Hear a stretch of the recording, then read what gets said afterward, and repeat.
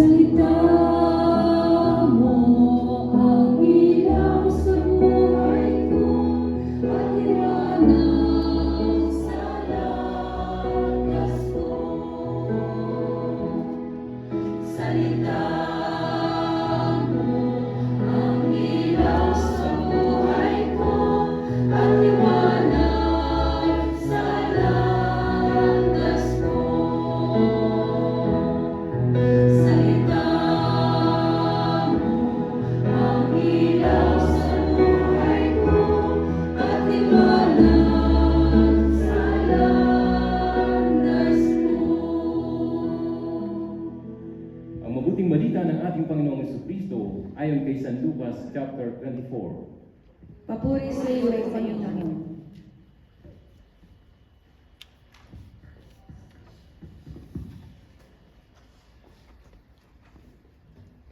From verse 13 through 35.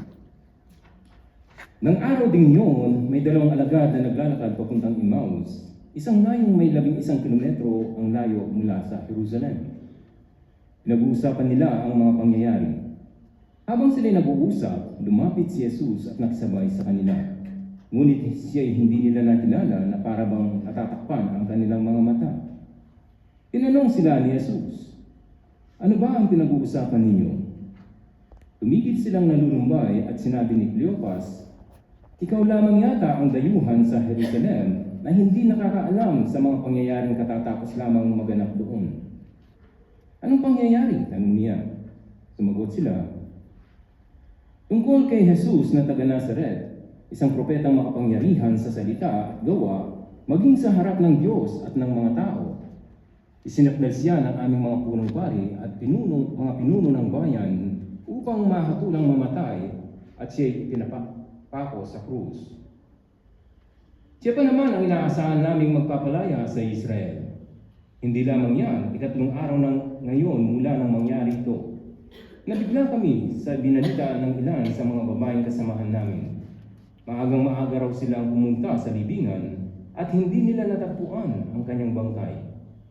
Nagbalik sila at ang sabi nakakita raw sila ng isang pangitain, mga anghel na nagsasabing si Jesus ay buhay. Pumunta rin sa libingan ang ilan sa mga kasama namin at ganoon ang nga ang natagpuan nila, ngunit hindi nila nakita si Jesus. Sinabi sa kanila ni Jesus, "Hindi ba kayo makaunawa? Bakit hindi kayo makapaniwala sa lahat ng sinasabi ng mga propeta? Hindi ba't kailangan ang Kristo ay magtiis ng lahat ng ito bago niya makamtan ang kanyang marangal na katayuan?" At patuloy na ipinaliwanag sa kanila ni Jesus ang lahat ng sinasabi sa kautusan, kasulatan tungkol sa kanyang sarili, simula sa mga aklat ni Moises hanggang sa mga sinulat ng mga propeta. Malapit na sila sa naing kanilang pupuntahan at si Jesus ay parang magpapatuloy pa sa paglakad. Ngunit siya'y pinigil nila. "Tumuloy ka muna rito sa amin. Malapit na ang gabi, dumidilim na," sabi nila. Kaya't sumama nga siya sa kanila. Nang siya'y kasalo na nila sa pagkain, dumampot siya ng tinapay at nagpasalamat sa Diyos. Pagkatapos, pinagpira-piraso iyon at ibinigay sa kanila. Noon nabuksan ang kanilang mga mata at nakilala si Jesus. Subalit siya'y biglang nawala sa kanilang paningin. Nasabi nila sa isa't isa, "Kaya pala na umapaw ang ating pakiramdam habang tayo kinakausap niya sa daan at ipinapaliwanag ang mga kasulatan." Agad silang tumayo at nagbalik sa Jerusalem. Naratnan nilang nagkakatipon doon ang 11 at ang ibang kasamahan nila. Sinabi ng mga ito sa dalawa, "Totoo nga palang nabuhay ang Panginoon." Nagpakita siya kay Simon. At isanalaysay naman ng dalawa ang nangyari sa daan at kung paano nila nakilala si Jesus nang paghati-hatiin nito ang tinapay. Ang mabuting balita ng ating Panginoon. Thank you, Lord. Muli, Panginoon, ako'y dumudulog sa iyo sa iyong banal na trono. Lord, nihiling ko na yung gabayan at patnubayan ang paghahayag ng iyong mga salita. Let your Holy Spirit move, O Lord, and your anointing flows upang sa gayon ay maunawaan at maliwanagan Gaya ng pagliliwanag mo sa dalawang alagad na naglalakad sa Emmaus, liwanagan mo rin ang aming mga puso't isipan sa iyong mga salita ngayong hapong ito sa ngalan ni Jesus. Amen. Please be seated. Okay, muli magandang hapon po sa ating lahat. Last Sunday, we talk about the presence of the Lord. No? Yun ang tinalakay natin. Ang presensya ng Panginoon, the revitalizing presence of the Lord.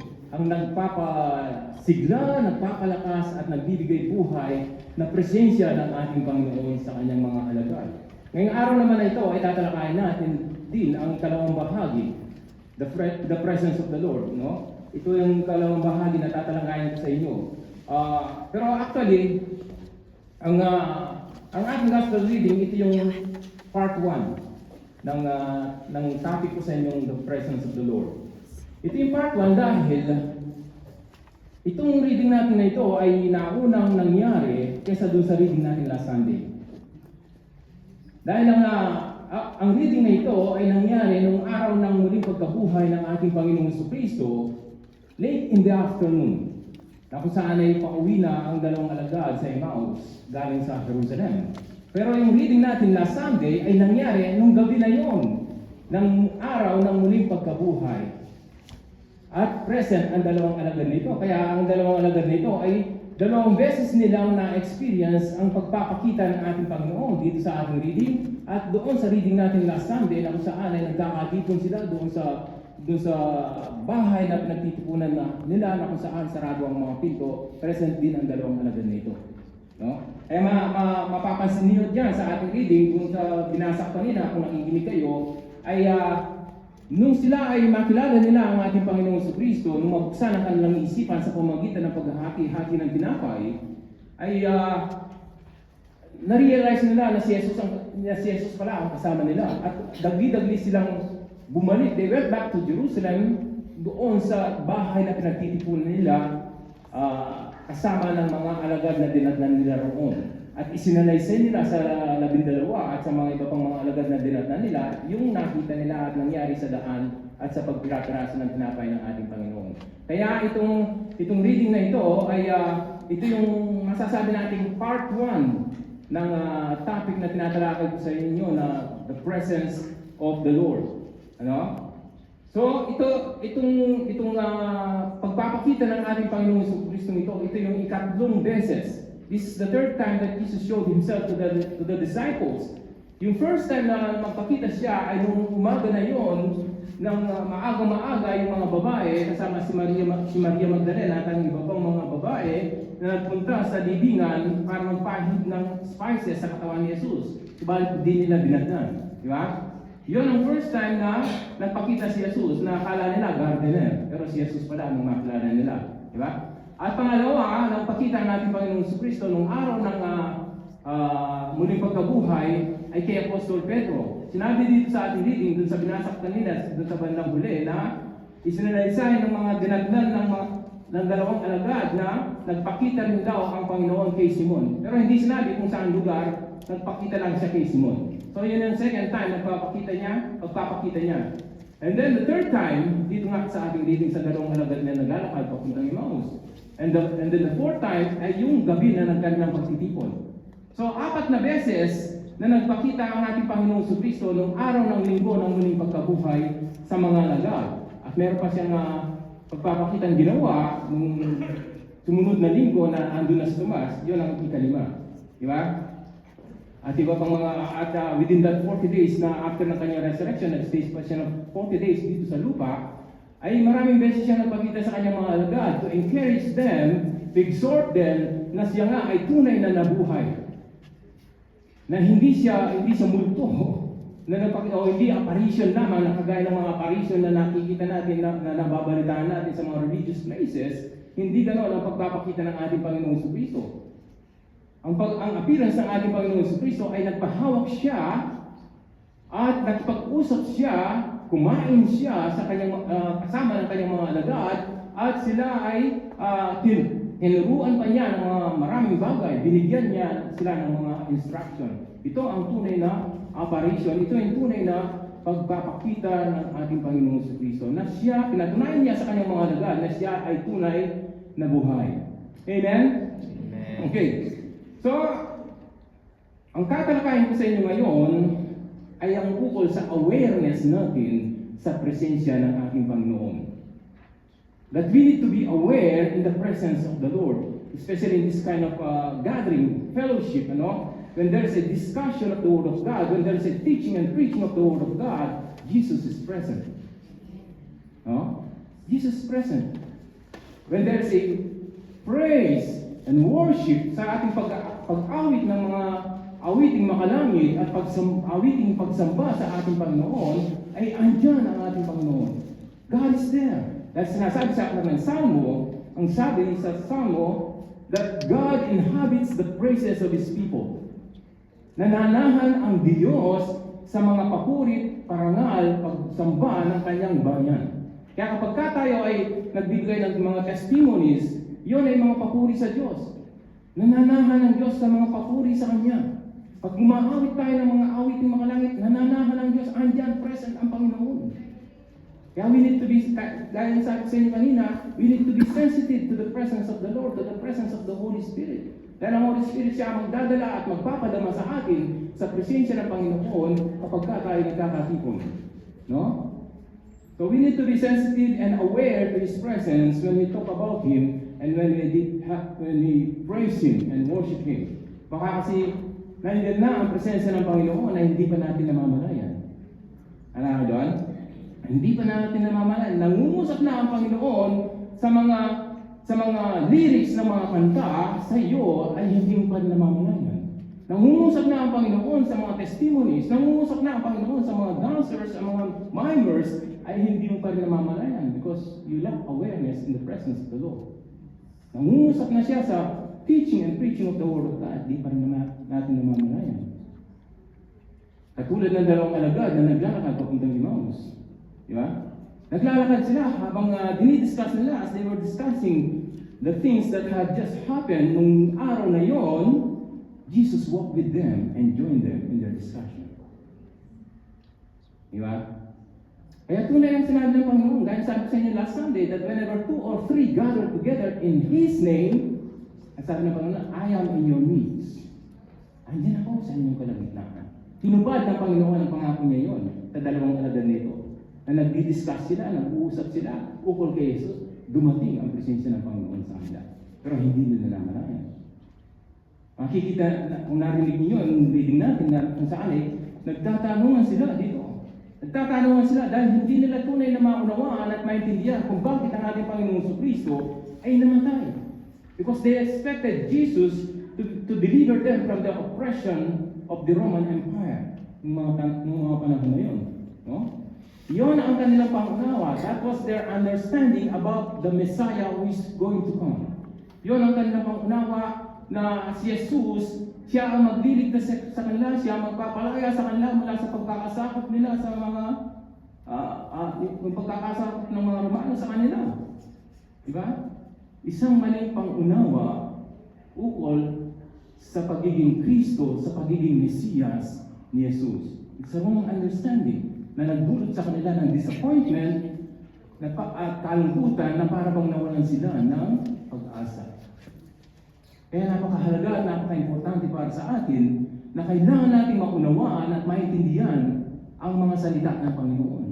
Kaya hindi tayo tumitigil na mag-Bible studies at magpahayag at magpaliwanag ng mga salita ng Diyos dahil nais natin na magkaroon tayo ng tamang pag-unawa sa kanyang mga salita.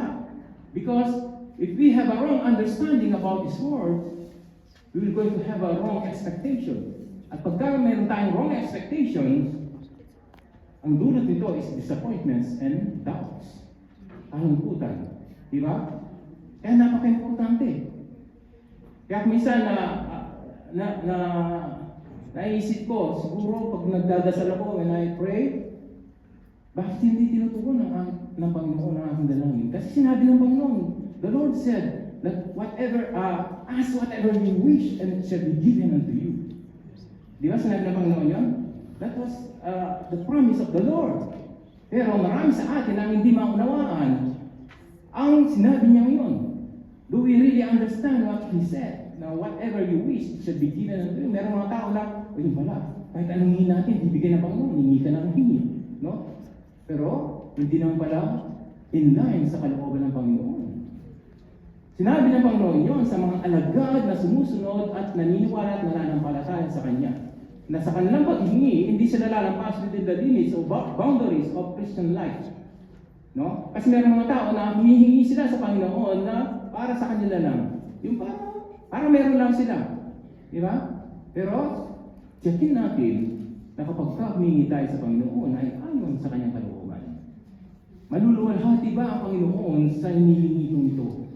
Yun lagi natin isipin at tandaan sa ating buhay na kapag meron tayong hinihingi sa Panginoon ay kailangan ayon sa Kanyang kalooban upang madali niya itong dinggin sa ating buhay.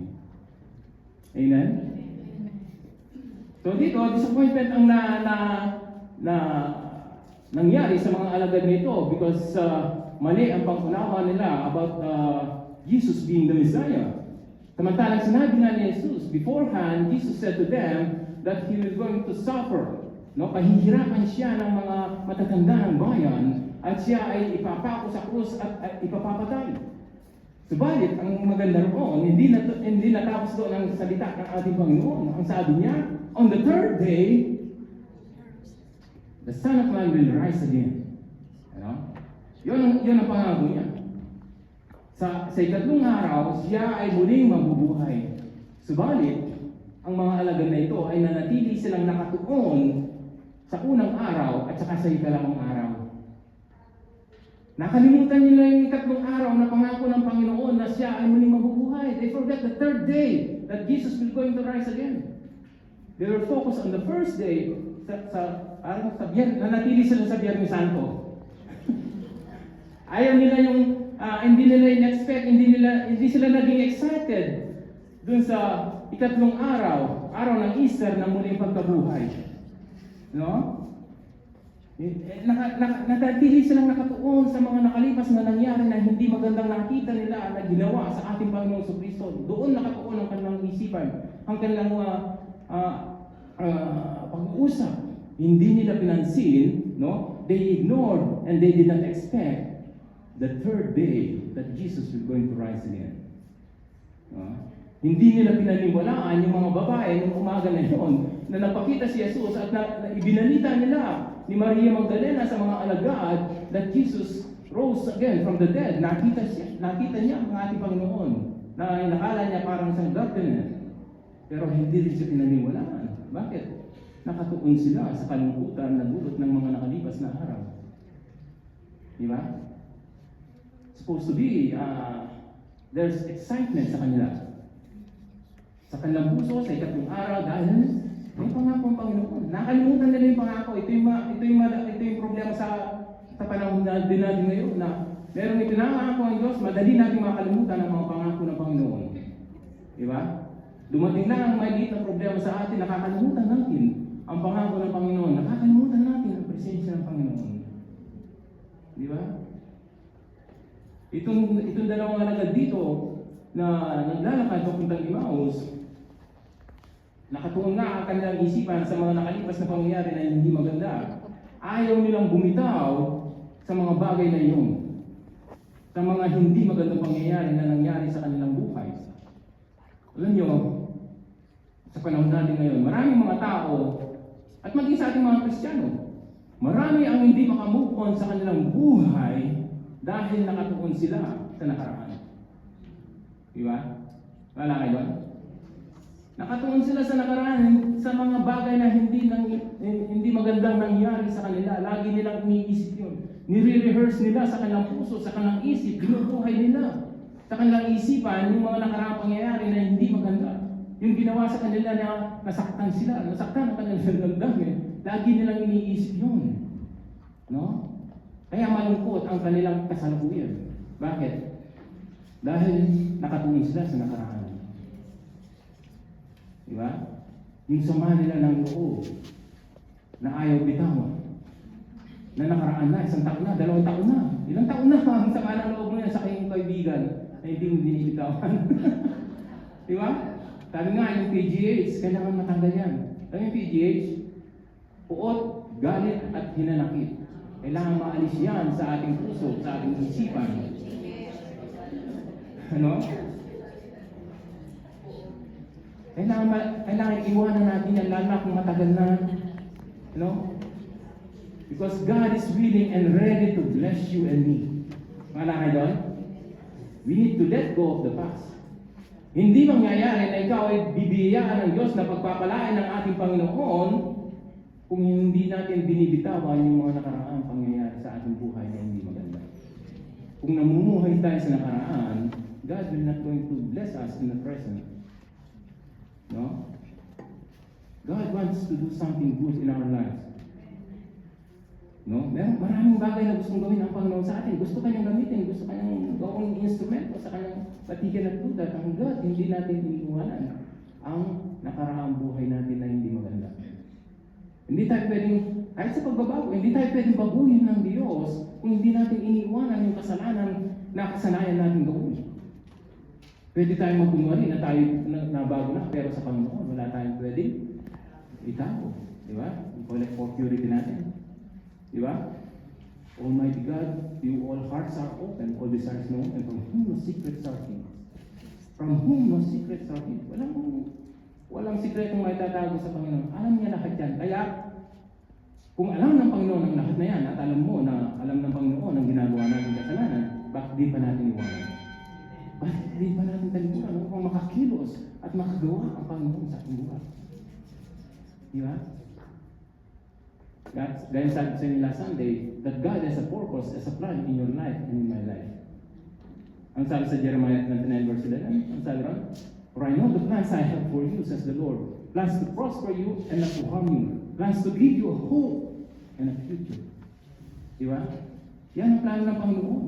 Pero hindi mangyayari ang magandang plano ng Panginoon hanggat nakahawak tayo sa mga bagay na hindi natin magbitawan na ayaw ng Panginoon sa ating buhay. Yun ang mga humahadlang sa mga blessings, sa mga biyaya na gustong ibigay sa atin ng Panginoon. Actually, nakahanda na lahat yan eh. All the blessings are ready to be given to us. Tayo na lang ang hinihintay ng Panginoon. Tapos, dasal tayo ng dasal na gano'n, pero hindi natin alam, naghihintay pa lang ang Panginoon. Dahil meron siya nakikita sa buhay natin na humahadlang sa blessing na dapat niya ibigay sa iyo at sa atin. Diba?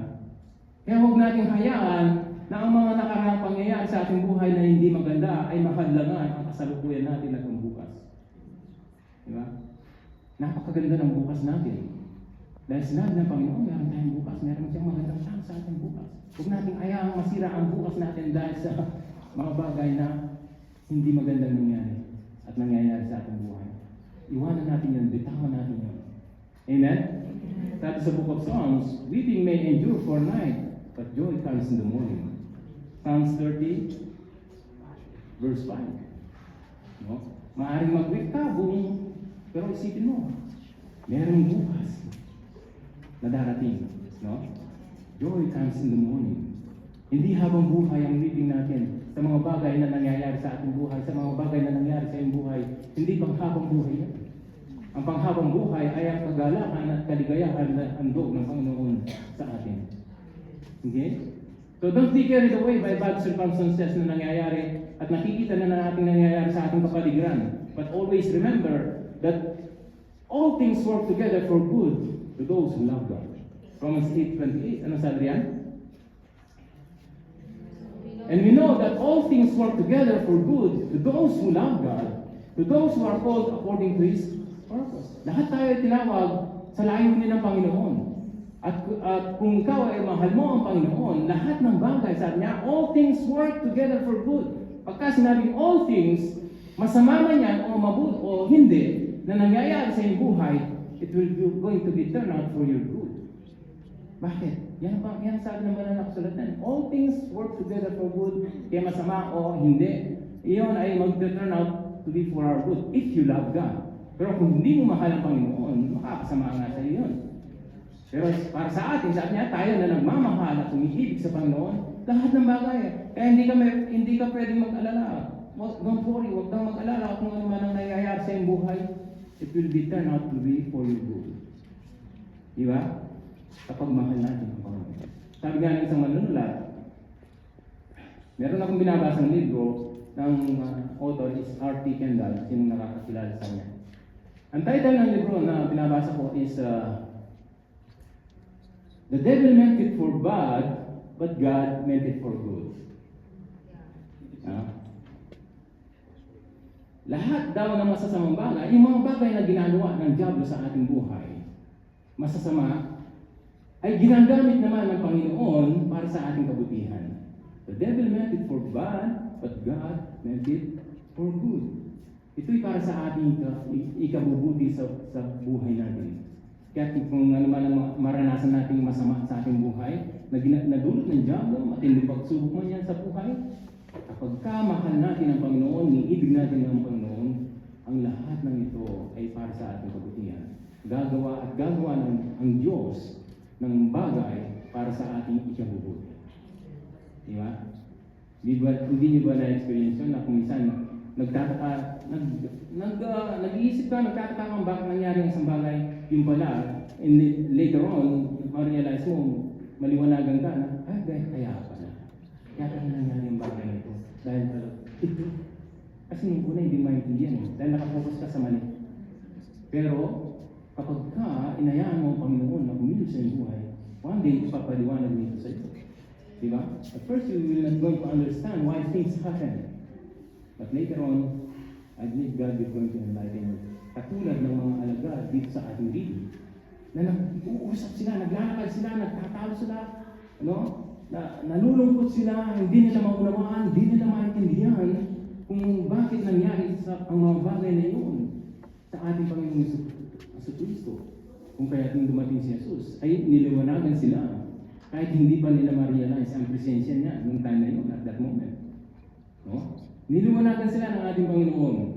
Dahil sabi nito sa ating reading, kung bakit hindi nila maunawaan at maintindihan ang mga o hindi nila na-realize ang presensya ng ating Panginoon is because they were kept from recognizing Him. From verse 16, tingnan natin sa ating reading sa Luke. Ang sabi dito, Luke chapter 14, yan ang ating reading sa verse 14 to 16. Ang sabi yan, as they were talking with each other about everything that had happened, as they talked and discussed these things with each other, Jesus himself came out and walked along with them. But they were kept from recognizing Him. Para bang tinakpan ang kanilang mga mata, sabi sa Tagalog, at hindi nila nakilala ang ating Panginoong Jesucristo. Ngayon, ang katanungan ko ay, what kept them from recognizing Jesus? Ano ang mga bagay, anong dahilan kung bakit na parang natakpan ang kanilang mga mata at hindi nila na-recognize na kilala si Jesus sa kanilang paglalakad. Samantalang maliwanag pa panahon na, di ba? Tingnan natin ang senaryo. Imagine with me yung senaryo, no? Dahil ang pangyayari nito, the scenario is they came from Jerusalem, no? Galing sila sa Jerusalem dahil nung araw na yon ay sineselebrate yung pista ng Pasko, no? Feast of Passover. At maraming mga Hudyo ang galing mula sa ibang lugar, sa Galilea, sa Samaria, at sa buong Judea, at sa iba pang mga karatig puo. Nakipag-celebrate sila sa Passover ng araw na yon, ng araw ng muling pagkabuhay. At nung hapon na yon ay tapos na tapos na yung pista, nag-uuwihan na yung mga tao. At kasama itong dalawang alagad na ito na uuwi sa kanilang lugar, sa Emmaus. At sa kanilang pag-uwi, imagine nyo, hindi sila dalawa lamang naglalakad sa daan. Dahil galing sa pista ang mga tao, naniniwala ako na meron silang mga kasabay na pauwi sa direksyon na pupuntahan nila. Kung kaya kung magsabay ang ating Panginoong Jesucristo, inakala nila na isa lang siya sa mga naglalakad na nakasabay nila. Kung kaya hindi nila ito nakilala. Di ba? At isa pa ron, nung time na yon ay walang electricity. Kung naglalakad sila, sabi sa ating reading, 11 kilometers from Jerusalem yung Emmaus. So sa paglalakad nila, kung late in the afternoon na sila naglakad, maaaring gagabihin na sila, di ba? Siguro ang paglalakad nila, nag-start sila ng 4 o'clock in the afternoon. hanggang sa yung gabi is start at 6 o'clock, di ba? Siguro mga 2 hours na paglalakad, 11 kilometers. No? Kaya mapapansin ninyo, nung malapit na sila sa kanilang pupuntahan, inimbitahan nila si Jesus dahil sabi niya, paggabi na, padilim na. Dumaan ka muna, dito ka na magpalipas ng gabi, sabi nila kay Jesus. So, ibig sabihin talagang late in the afternoon nangyari ang paglalakad nila doon sa daan na yan papuntang Emmaus. Di ba? Kung kaya hindi nila naalinag ang itsura ng ating Panginoong Jesucristo, hindi nila na-recognize, it's because medyo madilim-dilim na. Dahil wala naman electricity noong mga panahon na yun. Di ba? Kaya nakala nila na si Jesus ay isa lamang sa mga kasabay nilang naglalakad doon. Di ba? At dahil na rin siguro sa pagtatanong ng ating Panginoong Jesucristo, dahil nagtanong siya, ano ba pinag-uusapan niyo? Ibig sabihin, nagtanong siya na parang walang alam sa mga pangyayari. Di ba? Kung kaya hindi nila yung nakala na si Jesus ang kasabay nila, ang kausap nila. Di ba? So yan ay ilang mga bagay lamang na pwede natin i-consider kung bakit hindi nila nakilala ang ating Panginoong Jesucristo. At ganoon din, dahil nga sa kanilang patuloy na pag-uusap, pagtatanungan ukol sa mga pangyayari, sabi nga, they were carried away sa kanilang conversation, sa kanilang discussion, kung kaya nung makipag-usap si Jesus sa kanila ay hindi nila nakilala nung lumapit na siya sa kanila. Di ba? So sila yung nagtatanungan dahil nga hindi nila maunawaan ang sitwasyon. Kaya si Jesus, nung magsabay siya, ay pinaliwanag niyang lahat ito mula sa mga sinabi ng mga propeta kay Moises at hanggang sa mga pangyayari nangyari nung time na yun, yung mga nasusulat sa kanya. Do, meron na silang nadaramang kakaiba. Habang ina-explain ni Jesus, sabi niya sa ating reading, they felt something different. Habang nagpapaliwanag si Jesus, ibig sabihin, habang naliliwanagan sila unti-unti sa mga nangyari sa ating Panginoong Jesucristo, ay meron na silang nadaramang unti-unti na parang nandiyan ang presensya ng Panginoon. Ito ang isang sign kapag ang isang nakikinig ng salita ng Diyos at naliliwanagan siya, naunawaan niya ang salita ng Diyos na ipinapahayag, na itinuturo, ibig sabihin niyan ay andyan ang presensya ng Panginoon.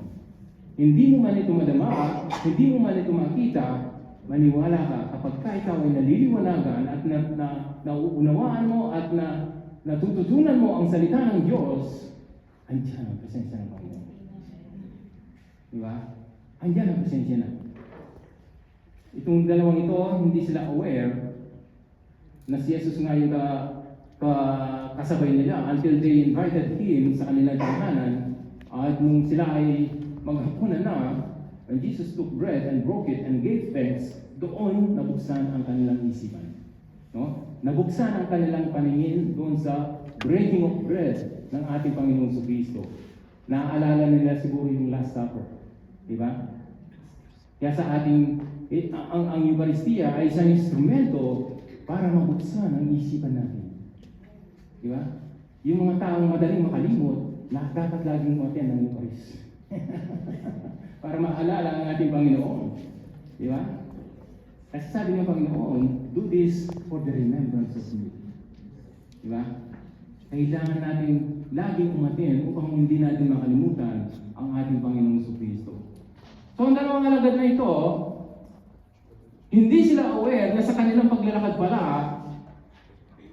ilang minuto, sabihin na natin oras o minuto na naglalakad sila, ay si Jesus na pala ang kanilang kasama. Diba? Hindi nila namalayan na sa kanilang kalungkutan, na sa kanilang disappointments, ay nandyan ang Panginoon kasama nila. Diba? Kaya huwag tayong malulungkot ng sobra kapag tayo ay merong mga pinagdadaan sa buhay na parang iniwanan na tayo ng Panginoon. No, ay dyan ang Panginoon.